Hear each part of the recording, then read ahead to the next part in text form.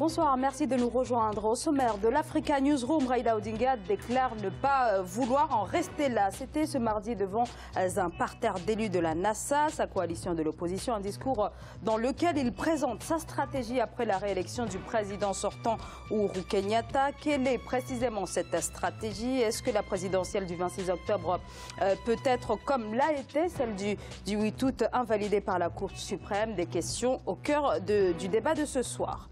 Au sommaire toujours, l'accord d'association entre la CEDEAO et la Mauritanie en passe d'être effectif. Un accord qui met en place un cadre réglementaire devant permettre de faciliter davantage l'intégration économique de la Mauritanie au niveau des pays de l'Afrique de l'Ouest. Et le Festival international de danse qui a refermé ses portes à Addis Abeba, un festival de 3 jours organisé par la compagnie éthiopienne Destino. Plus de 100 danseurs venus du monde entier étaient présents. Voilà pour les titres et pour en débattre. Nadine Michel Khalif, vous êtes économiste, bonsoir. Bonsoir. Et sur ce plateau également, Rocaroline Londong, vous êtes le directeur de publication de KDI Vox. Bonsoir. Bonsoir Sarah. Commençons par l'actualité politique.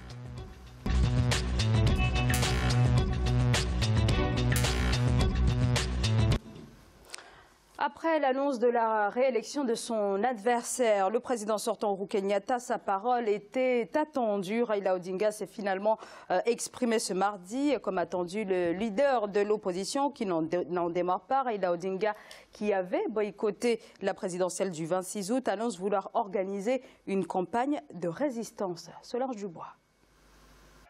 L'opposant kényan Raila Odinga conteste déjà les élections présidentielles. Un scrutin donnant le président sortant Uhuru Kenyatta vainqueur avec 98,26% des voix.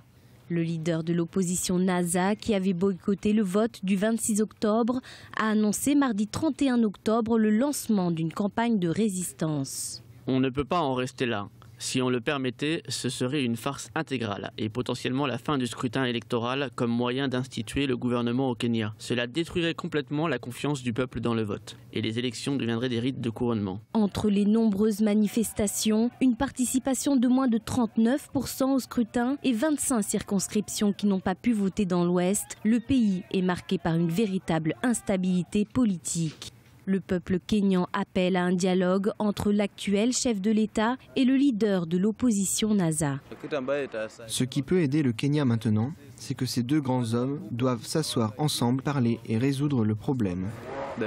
Dans l'attente du dit dialogue, le dirigeant de la National Super Alliance a également annoncé la création d'une assemblée du peuple composée de toutes les parties de la société qui prendraient part à la gestion des affaires de l'État, jusqu'à ce qu'une présidence légitime soit rétablie. Mais il n'a toutefois pas précisé si, comme pour le scrutin du 8 août, il saisirait la Cour suprême. Alors, Raila Odinga parle d'une parodie d'élection, mais il n'a pour l'heure pas annoncé qu'il comptait contester ce résultat devant les tribunaux. Rocaroline Londong, des partisans de Raila Odinga, disent ne pas comprendre précisément cette stratégie, notamment ce flou autour de la question est-ce que oui ou non il va contester formellement ces élections. Déjà les dernières élections qui sont déroulées, il faut le dire, il faut le signaler, que sur le continent africain, il y a au moins 3 pays sur 4 contestent. Les opposants contestent les résultats. Hormis le Ghana, que nous avons vu, les résultats n'ont pas été contestés. Et si on prend le cas aussi du Sénégal, ce sont les 2 pays qui peuvent faire l'exception à la règle aujourd'hui. Mais il y a un an, nous avons vu aussi le cas du Gabon. Le Gabon, le Jinping s'est opposé aux résultats. Par rapport aux partisans de ces opposants, on voit que même s'il y a manifestation, à un moment donné, ça va fléchir. Est-ce que les opposants vont suivre jusqu'à ce qu'ils aient gain de cause? Moi, je me dis, il y a vraiment il y a du pain sur la planche par rapport à cette situation, surtout au niveau du Kenya. Quand aujourd'hui, nous voyons l'opposant Odinga qui demande des stratégies pour pouvoir... Est-ce qu'il va contester? Comme il y a 3 mois qui s'est passé, on ne sait pas encore. Mais moi, je pense que les gens ne vont pas vraiment suivre le mouvement en tant que tel. Parce que, pourquoi? Je m'explique. Aujourd'hui, c'est le président sortant qui dispose de l'armée. Est-ce que il a fait un discours bien confortable dans son fauteuil de président. Est-ce qu'il va tendre la main aux opposants pour pouvoir avoir ce dialogue? Il y a eu déjà les bains de sang au Kenya. Les Kenyans, ils ont perdu de vie.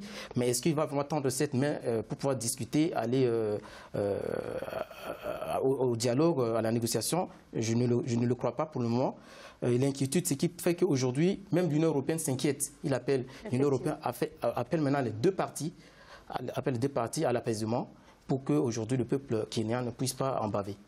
Nadim Michel Khalif, pourquoi Raila Odinga n'a toujours pas contesté formellement cette réélection alors qu'il ne dispose que de 7 jours à compter de la proclamation des résultats pour déposer cette contestation auprès de la Cour suprême?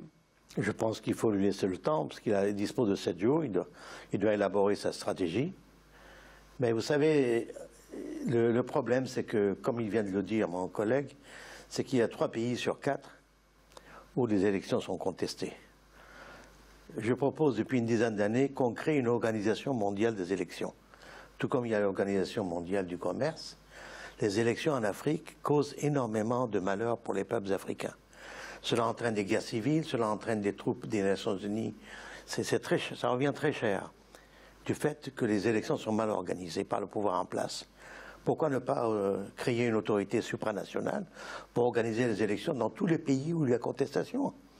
Et comme ça pourra résoudre les problèmes à l'avenir. Mais est-ce qu'il n'y a pas un risque à ce moment-là pour les États de perdre une partie de leur souveraineté? Mais à quoi ça sert d'avoir la souveraineté si c'est pour se massacrer entre eux? C'est ça, c'est ça. C'est comme l'indépendance que nous avons eue, elle n'a servi qu'à nous entretuer, qu'à détériorer le niveau de vie des populations en pillant les ressources des pays. Donc pourquoi ne pas trouver une solution objective? On parle des droits des peuples à disposer d'eux-mêmes, on l'a appliqué pour la décolonisation, pourquoi ne pas l'appliquer pour les élections intérieures dans chaque nation? Il y a aussi un point à souligner, oui, il y a aussi un point à souligner lors de ces élections. Le 26 août, ces élections ont été contestées, y compris le président de la Cour suprême, qui a même démontré certaines pratiques, qui a dénoncé certaines pratiques, les dépôts d'argent qui ont été sur son compte. Par contre, du côté des autorités, que ce soit du côté des opposants ou du pouvoir en place, donc de la majorité sortante, il n'y a pas eu une réflexion sur la manière où l'autorité même qui devait diriger ces élections doit faire son travail. On n'a même pas changé de tête. Donc ce sont les mêmes têtes qui ont organisé les élections du 26 août qui sont revenues pour les élections du mois d'octobre. Donc voyez-vous que... Alors qu'Odinga réclamait le changement de cette commission électorale. Exactement. Mais rien n'a été changé à ce niveau-là. Alors, sans vouloir brûler les étapes, est-ce que ce flou maintenu sur oui ou non, est-ce qu'il va déposer une contestation formelle de ces élections?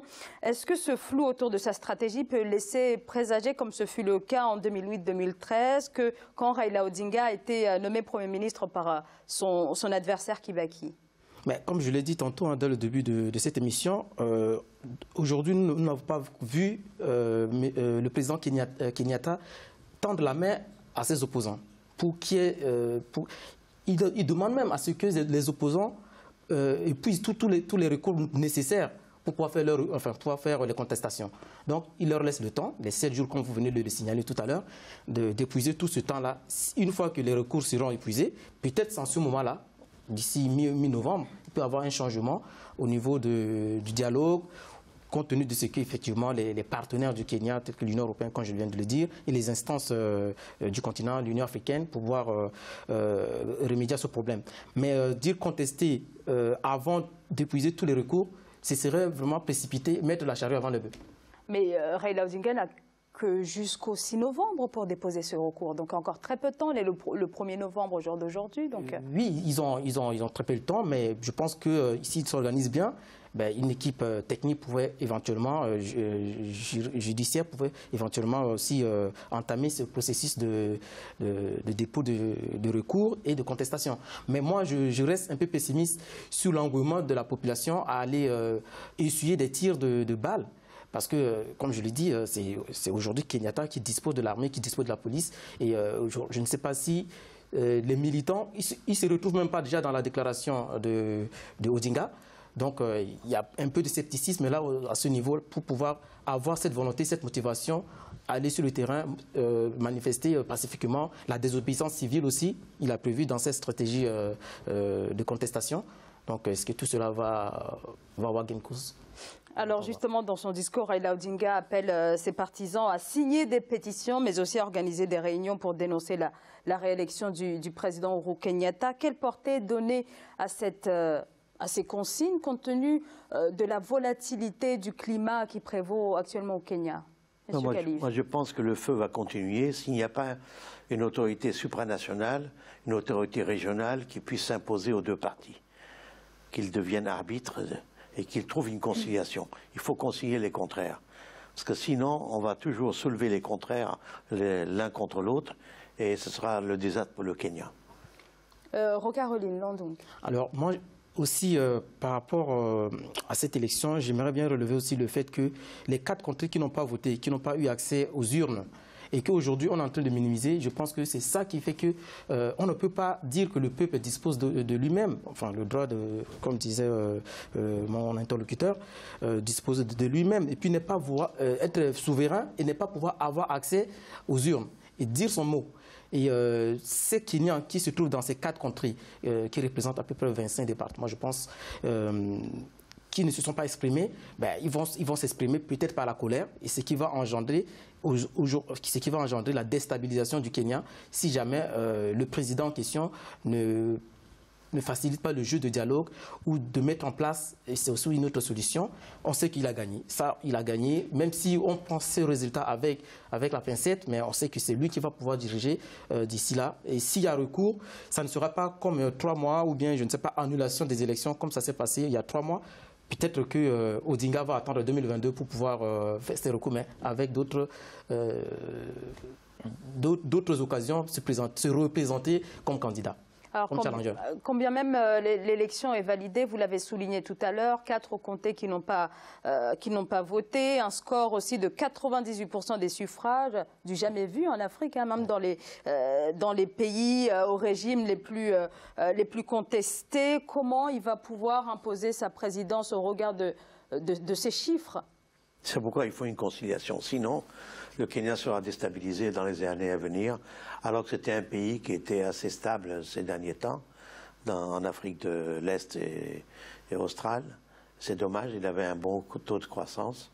Il faudrait qu'on trouve une solution pacifique de conciliation des deux contraires. Alors, quel scénario possible aujourd'hui pour le Kenya? Aujourd'hui, les instances, comme je l'ai dit, les instances du continent, l'Union africaine, doit déjà se mettre au travail. Puis la région du Grand Lac, les États de la région du Grand Lac ne doivent pas laisser pourrir la situation. Parce que s'ils laissent pourrir la situation, mais je pense que de toute façon, M. Kenyatta ne va pas lâcher le pouvoir comme ça.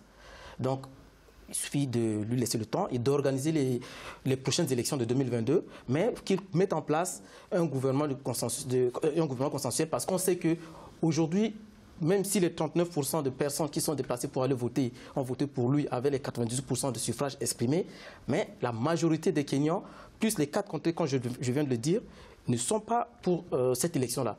Donc, il y a aujourd'hui une tension au sein de la communauté kenyane. Donc, ce qui fait que, malgré son score, il reste minoritaire au niveau de l'opinion nationale. Donc, il faut un gouvernement de consensus, un gouvernement consensus national pour pouvoir résoudre le problème. Est-ce qu'une invalidation de cette élection pourrait être envisagée? Tout dépend de la Cour suprême maintenant, si jamais elle peut l'invalider. Ça m'étonnerait. Si le même président est en place, sauf s'il a reçu encore quelques chèques plus importants que la dernière fois, peut-être. Puisque la question se pose... Non, puisque la dernière fois, il avait dénoncé les chèques qu'on lui avait remis.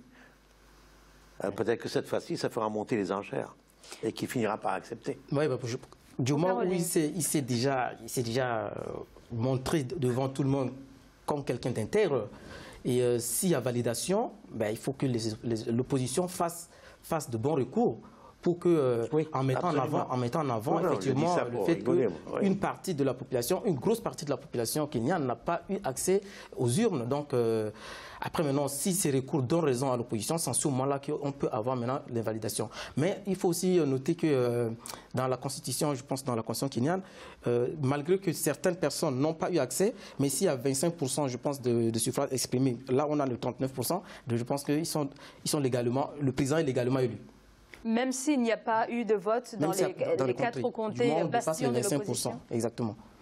Donc une élection sans véritable opposition en face sera malgré tout validée. Mais quand même, est-ce que la Cour suprême est en train de jouer aussi sa crédibilité dans cette affaire, puisque cette élection a été conduite par les mêmes personnes qui ont organisé la présidentielle du 8 août. Alors pourquoi ces résultats seraient plus crédibles que ceux de la présidentielle du 8 août? Mais comme je l'ai dit tantôt, donc, la Cour suprême fait son travail, mais il y a l'autorité des élections qui fait aussi son travail.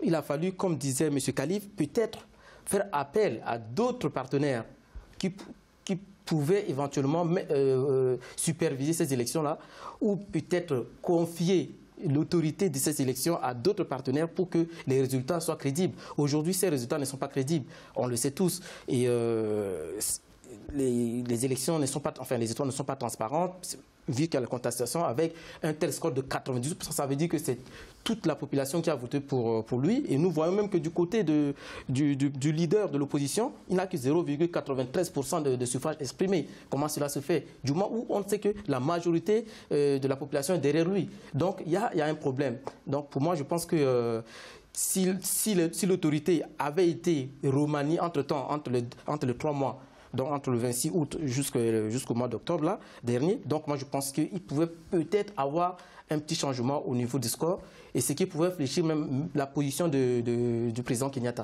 du président sortant. Nadim Michel Khalif, 1er septembre 2017, la Cour suprême kenyane prend cette décision historique d'invalider une élection présidentielle. La décision a été saluée partout en Afrique comme étant une victoire pour la démocratie. 3 mois après, est-ce que les démocrates africains, est-ce qu'on peut parler d'une véritable déception?